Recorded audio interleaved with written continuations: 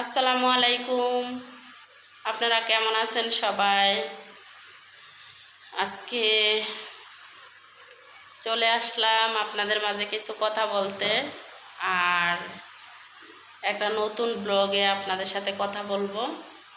আজকে আমি মাঝখানের রুম থেকে ভিডিওটা শুরু করছি। আজকে ওই পাশের রুমও বসি নাই, এই পাশের রুমও বসি নাই, কারণ এই পাশের রুমে মেয়ে ঘুমাইতেছে আর এই পাশের রুমে ছেলে লেখতেছে, লেখা দিয়ে আসছি। আর মাঝখানের রুমে বসছি, আপনাদের সাথে আমি কথা বলি। প্রথম ছেলের আমি লেখাইছি, বুঝাইছি, তো এখন হচ্ছে ছেলে নিজে নিজে লেখতেছে, দেখাই দিয়ে আসছি। আমার তো এই দিক দিয়ে আবার আপনাদের সাথে একটু কথা বলা এটা আমার অভ্যাস।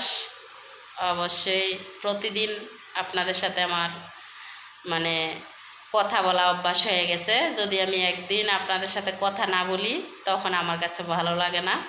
তো সেজন্য আপনাদের সাথে কথা বলতে বসে পড়ছি আমি, আর এই পাশটা দিয়ে ছেলে লেখতেছে। তো যাই হোক, সব কিছু মিলিয়ে আপনাদের সাথে কথা বলতে আসছি। এইটাই দেখেন, একটা হচ্ছে মানে দুঃখের বিষয়।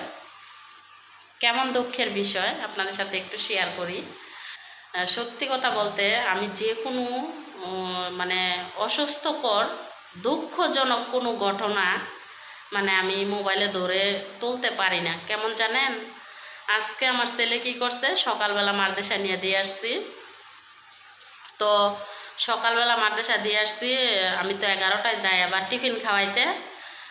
তখন আমি টিফিন নিয়ে যাই, তো তাড়াহুড়া কইরা ডিম স্যুপ নুডলস বানাইছি। তারপর বক্সের মধ্যে নিয়ে আমি যাইতেছি, হাতে মোবাইল নেই নাই, তারপর টাকার ব্যাগও নিয়ে নেয়, খালি শুধু আমার ছেলের টিফিনটাই আমি হাতে করে নিয়ে গেছি। যাওয়ার পর দেখি আমার ছেলের চোখ দুইটা টলমল করতেছে। তো মাদ্রাসার ভিতরে আবার দেখেন ওই বাচ্চারা, ছোট বাচ্চা আছে, তো শিশু শ্রেণীতে পড়ে, তাদের জন্য খেলনার ব্যবস্থা আছে, যেমন টিফিন টাইমে বা যাওয়ার পর বাইল দিয়ে বাচ্চাদেরকে পড়াশোনা করানোর জন্য এরকম একটা সিস্টেম আছে বাচ্চাদের। তখন আমার ছেলে ছোট মানুষ টিফিন টাইমে কি করছে, ওইটার উপর বসে আছে, যেটার মধ্যে বসে নাকি উপর থেকে গড় দিয়ে দিয়ে নিচে নামে খেলাধুলা করে বাচ্চারা। তো ওইটার মধ্যে বসে আছে আমার ছেলে, চোখ দুইটা টলমল। কী রে, হাত ধরে যায় জিজ্ঞেস করছি, বাবা বাবা তুমি এইখানে বসে রইছো কে? তারপর বলতেছে, মা আমার চোখটার মধ্যে কেমন জানি দুলা লাগতেছে, দেখেন কেমন। তারপর আরেকটা বাচ্চারা জিজ্ঞাসি, বাবু তুমি আমার ছেলেরা মারছো? বলতেছে, না আন্টি মারি নাই। হ্যাঁ এমনই কান্না করছে। কে রে কান্না করলো? তখন আমার ছেলেরে মানে আমি কাছে নিয়ে আমি আগে অনেক কথা জিজ্ঞেস করার পর বলতেছে, মা আমার মুখের মধ্যে একটা সমস্যা হয়েছে। কি সমস্যা? তখন বলতেছে যে, আম্মু আমার দাঁতের মধ্যে কাঁটা ঢুকছে। সকালবেলা রুটি খেয়ে গেছে ডাল ভাজি দিয়ে আমার ছেলে, আর 11টা বাজে আমি টিফিন নিয়ে গেছি স্যুপ নুডলস ডিম দিয়ে, কাঁটা পাইলো কই? তারপর আমি মুখটা হা করাইয়া দেখি আমার ছেলের মুখের ভিতর ওই পেন্সিল আছে না, মারতে সাথে দিছে কলম। তো কলম দিয়ে লেখলে কিন্তু ভুল হয়ে গেলে মোছা যায় না। তো বাচ্চা মানুষ, আমার ছেলে তো ছোট, সেজন্য আমি কি করলাম, একটা পেন্সিল আর রাবার ছেলের পকেটে করে দিয়ে দিই। ব্যাগের মধ্যে থাকলে বাচ্চারা দুষ্টামি করে নিয়ে যায়। তো আমি কি করছি, ছেলের পকেটে দিয়ে দিছি, পাঞ্জাবির পকেটে। তো পকেটের মধ্যে পেন্সিল বাইর করছে, লেখছে। পেন্সিলটারে সুন্দর মতে কাটার দিয়া কোড়াইয়া চোক্কা করছে, কইরা এটা নি মুখের ভিতরে দিয়া, মুখের মধ্যে এমনিতে ওই আজকে 3-4 মাস আগে একটা দাঁত ব্যথা পাইয়া পইরা গেছে, এখন ওড়ে নাই দাঁতটা। আর এখন আবার কি এই চাপার মধ্যে আরেকটা দাঁত অনেকখানি ফুটা হয়ে রয়েছে। এটার ভিতরে পেন্সিলটা নি বেশি করে কোড়াইয়া ভিতরে নি দিয়া কাজা দিছে, এটা বাইঙ্গিয়া ভিতরে রয়ে গেছে কালোটা, যেটা দিয়ে লেখে ভিতরে এটা দাঁতের মধ্যে আটকে গেছে। মানে দাঁত তো ফুটা, ব্যথা করে, পোকে খাইয়া দাঁতটা ফুটা করে রাখছে। তো এটার ভিতরে ঢুকিয়া গেছে। এখন কেমনে বাইর করি? ওপরে দেখা যায় কালো, এমন মোটা, তারপরে কেমনে বাইর করবো? মানে এমন চেষ্টা চালাইছি বলা যায় না। আমি চেষ্টা চালাইছি অনেকক্ষণ, মানে এই জামার ওন্না এমনি মুখের মধ্যে দিয়ে তারপর এমনি নাড়াচাড়া করলে করা যায়, কিন্তু আবার দিয়ে টান দিলে মানে পিছলায় দেয়, ভাঙ্গা মাথাটা রয়েছে বুঝতেই পারেন। তারপর পিছলায় দেয়, আমি অনেকক্ষণ চেষ্টা করে আমি ব্যর্থ। তারপর আমি চিন্তা করতেছি যে না, এইভাবে চেষ্টা করলে যদি ভাঙ্গে আবার ভিতরে কালোটা থেকে যায়, মাথাটা আবার আমার হাতে করে আয়া পড়ে, তাইলে কেমন হইব? তাইলে আমি বাচ্চারা নিয়ে যাই, আমার ছেলেরে নিয়ে যাই বাসায়, আমি ডাক্তারের কাছে নিয়ে তারপরে এটা ডাক্তারে বাইর করার সিস্টেম বসবো। হয়তো বা আমি বসতাছি না, এত চেষ্টা চালাইছি যেহেতু আইসে না, তখন আমি আমার ছেলেরা হাত ধইরা হুজুরেরতে ছুটি নিয়ে আইসা পড়ছি। রাস্তায় আসার পর মনে করেন এটা আমার ছেলে ওই খুব চেষ্টা করতেছে যে কিভাবে বের করা যায়, আর আমার তো টেনশন কেমনে কি হইল। তারপর রাস্তায় এসে ওই কেমনে কেমনে মানে হ্যাঁ নিজে নিজে ওই আমার ছেলে নিজে নিজে ওই এটা বের করছে।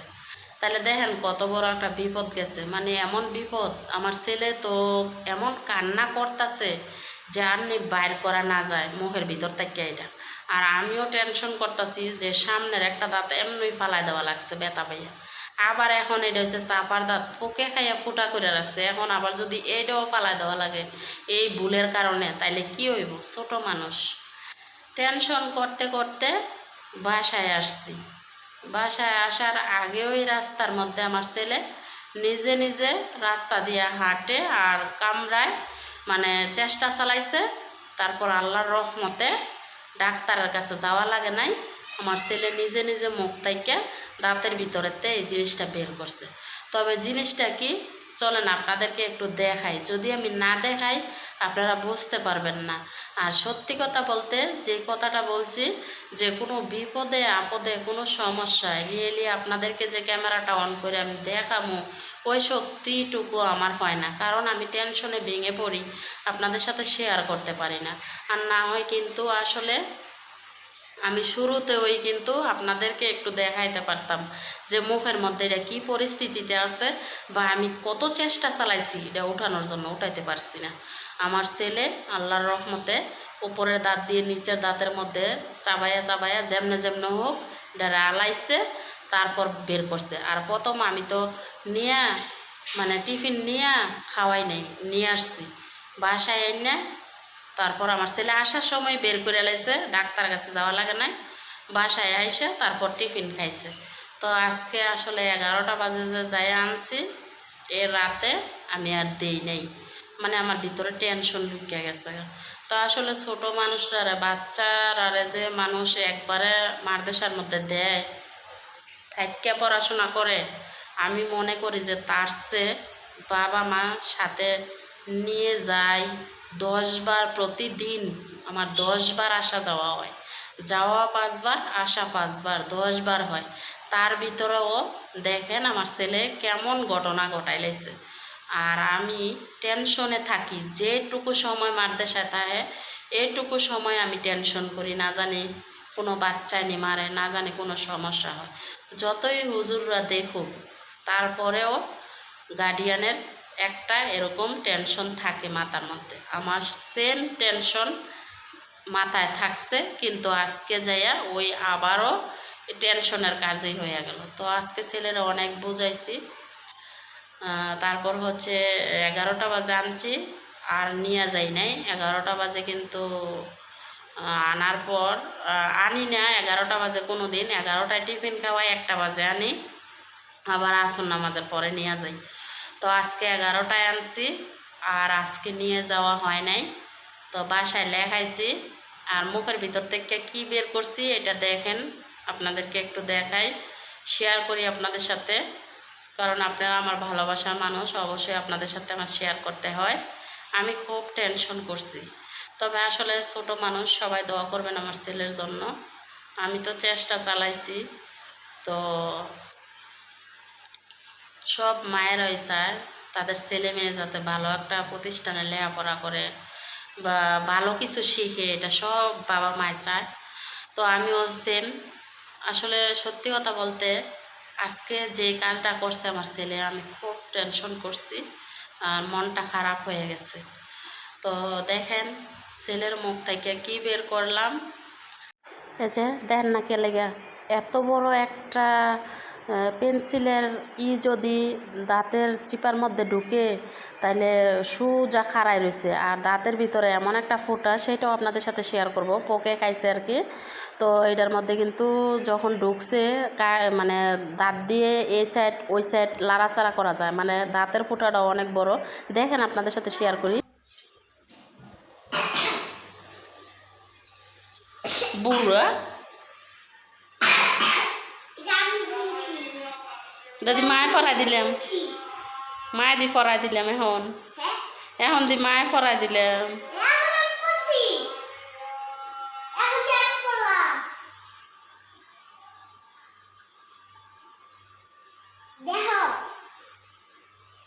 আজকে কি হয়েছিল দাঁতের মধ্যে?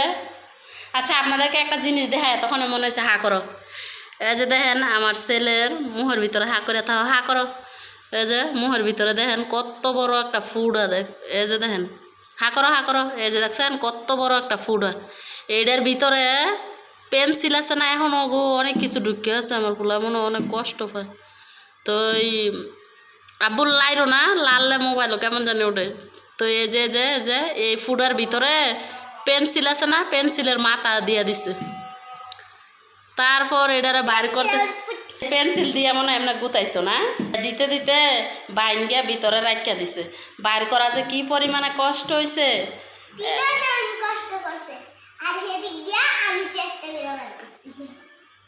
আবার নিজেই চেষ্টা করে বার করছে। এরপরে আবার দেখেন এই যে একটা দাঁত, এটা কিন্তু আজকে 3-4 মাস অনেক ব্যথা পাওয়ার পর এই দাঁতটা পড়ে গেছে। 3-4 মাস এখনও কিন্তু উঠতেছে না, বুঝছেন। আর এটা তো দেখলেন ওই কী অবস্থা হয়ে আছে। এই যে এই দাঁতটা 3-4 মাস হয়েছে, ব্যথা পাইয়া একদম আলো করে লেছে, তারপর ফালাই দিছে। উঠে না বান্দা কি হইল না, হলো দাঁতের বান্দা দাঁতে উঠে নেই। তো এই হইল হাল, এ হইল অবস্থা।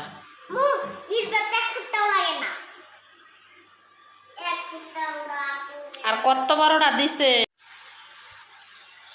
তারপর আবার আমার ছেলেরে বাসায় আমি লেখতে বসাইছি, বুঝছেন। লেখতে বসাইছি, আমি ভাবলাম যে দেখি আমি যে ওইখানে পড়তে দিছি, পরে দেখেন সকালবেলা যায় 11টা বাজে একবার টিফিন খাওয়াই আসি, আবার 1টা বাজে যাই আনি, আবার আসর নামাজের পরে যায়। তো আসলে রাতের 9টা বাজে আবার আসে। তো 9টা বাজে আসলে সারাটা দিন তো সকাল থেকে রাত 9টা পর্যন্ত মাদ্রাসায় থাকে। একটু পড়াত বসলে আমার কাছে বসে, আর যদি না বসে ওই সকাল 8টা থেকে 9টা পর্যন্ত মাদ্রাসায় সময়। তারপরও আমি চেষ্টা করি বাসায় একটু দেখাইতে বুঝাইতে, ছোট মানুষ যেহেতু একটু সহজ হইব আমার ছেলের জন্য। আর এখন তো তেমন কোনো চাপ সৃষ্টি দেয় না, এটা আর কি। তো বাসায় না আমার ছেলেরে লেখতে বসাইছি, মাশাআল্লাহ দিলে নিজে নিজে পড়ছে, লেখছে। তো একটু শান্তি পেলাম এই জায়গায়। তো দেখেন আমার ছেলে কিভাবে লেখছে, হাতের লেখাটা একটু দেখাই আপনাদেরকে। এই যে দেখেন আমার ছেলের হাতের লেখা, মাশাআল্লাহ। তুমি এটি কিভাবে কিভাবে বুঝা লেখছো বাবা, একটু বোঝাও তো মায়েরে, কেমনে কেমনে লেখছো এভাবে পড়া পড়া। তুমি তো 1 2 3 4 এমনি লেখছো, হ্যাঁ। এরপরে এই যে 10-10-এর পরে কেমনে বুঝা লেখছো ওইটা একটু দেখাও। বুঝাও। ব্রেনের বুদ্ধিতে করছো, আচ্ছা ঠিক আছে। মানে 1 0 10, তারপরে 1 0 10, 1 10 11, 1 10 12, 1 10 13, 1 10 14, 1 10 5 15, 1 10 6 16, 1 10 7 17, 1 10 8 18, 1 10 9 19, 2 0 20। আবার বলো। 2 0 20। আচ্ছা, তো চলেন আজকে আবার আমি কি রান্না করলাম সেটা একটু দেখাই। পুঁইশাক আনছিলাম বাজার থেকে, পুঁইশাক আনছি, মূলা আনছি, করলা আনছি, তারপর হচ্ছে আরও কি কি জানি আনছি। তো সব কিছু মিলাইয়া মানে আজকে আমি বাজার থেকে কি তরকারি আনছি, কাঁচা বাজার, আর কি রান্না করব সেটা আবার আপনাদের সাথে একটু শেয়ার করি। চলেন দেখে আসি আবার আপনাদেরকে নিয়ে। আজকে দেখেন বাজারে যাইয়া মানে ছেলের মারদেশা দিয়ে ওদিক দিয়ে তরকারি নিয়ে আসছি। এই যে এই লাল পুঁই শাকটা কিন্তু খাওয়ায় খুব স্বাদ, কিন্তু আমার জন্য না। আমার তো মানে অ্যালার্জির একটু প্রবলেম আছে, আমি খাইতে পারি না। তো এই যে পুঁই শাক, করলা, সামনে আছে মূলা, এইখানে আছে 2 পদের শুটকি। এই বাজার সদাই কইরা মানে যেহেতু ছেলেরা মাদ্রাসা দিতে যায়, তো পাশাপাশি সবজি বাজার একটু দূরে যাওয়া লাগে। তো বাসাতে বের হয়ে গেলে তো মনে করেন এদিক দিয়া সবজির বাজারটা কইরা নিয়ে আসলে ভালো হয়। তো এই জন্য ছেলেরে পুঁই শাক আবার আমার মেয়ে পছন্দ করে, আমিও পছন্দ করি, কিন্তু পুঁই শাক আমার খাওয়া নিষেধ আছে। মানে অনেক কিছুই বাচ্চা মোটামুটি খাইতেছি এখন বর্তমানে। পুঁই শাকটি এখন কাটমো, যে থালার মধ্যে নিয়ে নিলাম। এই যে করলা কাটা শেষ, শাক কাটা শেষ, এটা দিয়ে আলু ছিললাম। তো ছেলের ওপর কি বিপদ গেছে সেটা আপনারা দেখলেন। তারপর হচ্ছে কি বাজার সদাই করছি সেটাও দেখছেন। তারপর হচ্ছে কি রান্না বান্না করলাম, কি খাওয়া দাওয়া করলাম সেটাও দেখলেন। তারপর আবার ছেলের ওপর যে বিপদ গেছে সেটাও আসলে বিরাট বড় একটা বিপদ হয়ে গেছে। তো সব কিছু মিলিয়ে আজকে আমার ভিডিওটা। তো সবাই ভালো থাকবেন, সুস্থ থাকবেন। আজকের ভিডিও এখানেই শেষ করছি। আল্লাহ হাফেজ।